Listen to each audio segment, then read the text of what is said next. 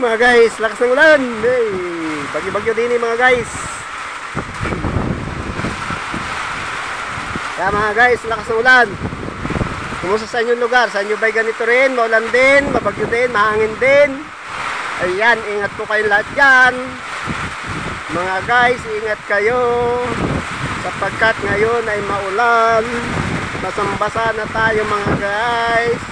Tayo nga po pala ay nag-spray ng pandamo, pero pagkatapos natin mag-spray, ayan, inabot tayo ng ulan. Pero yung iba naman mga guys, ay okay na yun mga guys.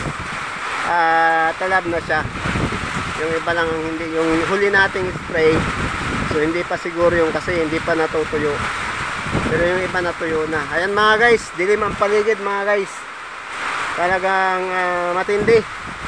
Matindi ang lakas ng ulan dito sa kasalukuyan sa ating kinaroroonan sa Barangay Tagumpay, Nauhan Oriental, Mindoro. Ayan mga guys. At kumukulog pa mga guys. Ayan, ayan. Medyo may kalamigan ng panahon kasi malakas ang ulan, malakas ang hangin. Ayan. So, yung ulan na yan ay malaking tulong sa ating mga halaman. And then, yan po yung nagpapabilis ng pagtubo at paglago ng ating mga halaman. Ayan mga guys, yung ulan na yan.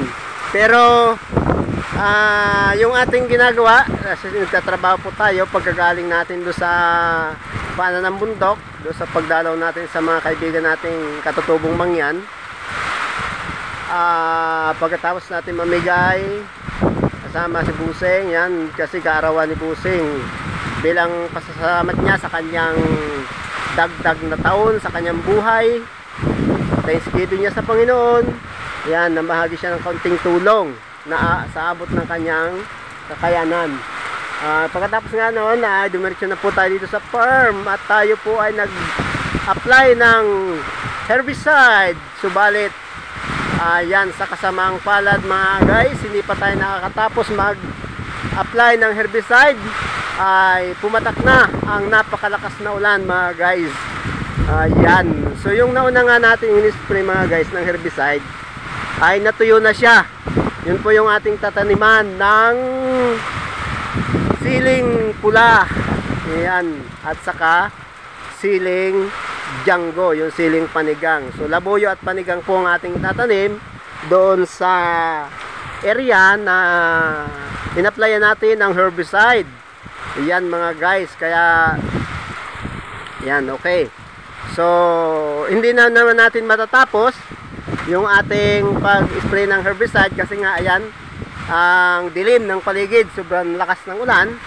Ayan mga guys, kitang-kita nyo naman kung gaano kadilim ang paligid at kung gaano kalakas ang ulan. At siyempre, medyo may kalakasan din ng hangin. Parang sibaskong ang tawag dyan mga guys, or unos. Yan. Kaya mangyayari ito mga guys, maiiwan yung kunti na lang naman mga guys, isang karga na lang yung ating a-applyan ng herbicide. So kaya na sigurong tabsan yun kung hindi aabot doon sa ating pananim.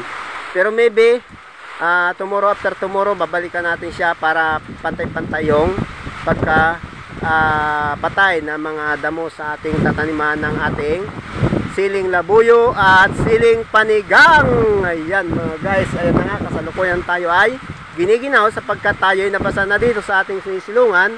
Meron din naman bubong siya pero konti lang siya, halos 1 meter lang. Kaya pag lakas ng hangin mga guys, yung ulan po ay tumatama sa atin, kaya tayo po ay basang-basa na. Ayan, so nilalamig na po tayo, giniginaw na, tayo ay nagpapatigil lang ng ulan at maya maya ay tayo ay pupunta na doon sa ating kubo. Ayan mga guys, ang lakas nga po ng kulog kasalukuyan dito sa ating kinaroroonan. Sobrang lakas ng kulog at ang lalakas ng kidlat. Ayan mga guys, okay. Hanggang dyan lang ang aking video na may share sa inyo sa kasalukuyan.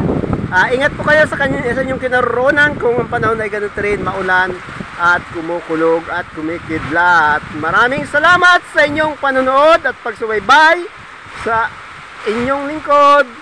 Thank you for watching and please like, comment, and share kung saan nakakarating ang aking video na ito. Bye bye. Yan na nga po, ang lamig. Bye bye na, bye bye.